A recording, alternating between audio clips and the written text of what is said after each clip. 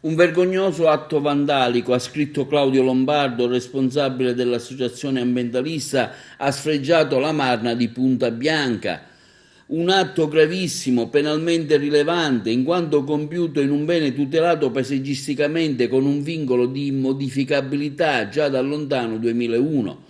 Mare Amico ha già presentato una denuncia ai carabinieri per danneggiamento, ha inoltrato un esposto alla regione, alla sovrintendenza, alla capitaneria del porto, al sindaco della città di Agrigento Calogero Firetto e alla procura della Repubblica.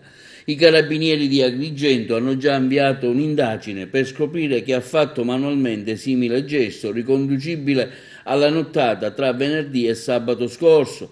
Diverse le reazioni al fatto arrivate in redazione, quella del sindaco Firetto che afferma come la caratteristica Marna Bianca di un tratto di costa tra i più suggestivi della Sicilia, imbrattata da qualche imbecille, non si riesce a comprendere il senso di un simile gesto. Ci costituiremo parte civile contro il responsabile o i responsabili del danno, auspicando che siano puniti in modo esemplare affinché nessun altro venga in mente di reiterare un simile gesto.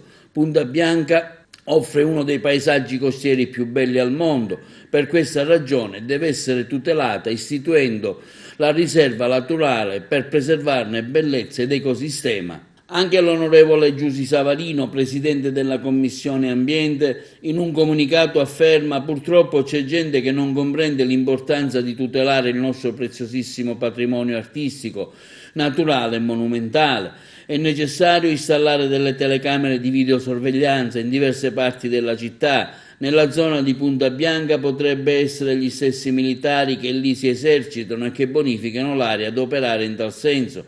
Mi impegno a trattare già nei prossimi giorni la questione in quarta commissione con l'assessore Cordaro, al fine di valutare le migliori soluzioni da percorrere a tutela dell'area.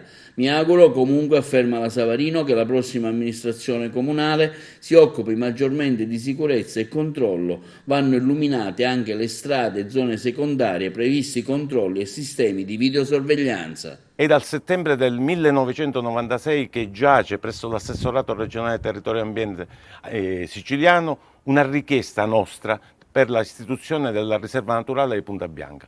Noi volevamo preservarla e valorizzarla proprio per evitare questi atti vandalici. Ora quello che ci preoccupa è che l'emulazione, si corre il rischio che qualcun altro emuli questo folle che ha imbrattato la Marna. Questo è un motivo in più per far partire la riserva. Si tratta di un grave atto vandalico premeditato.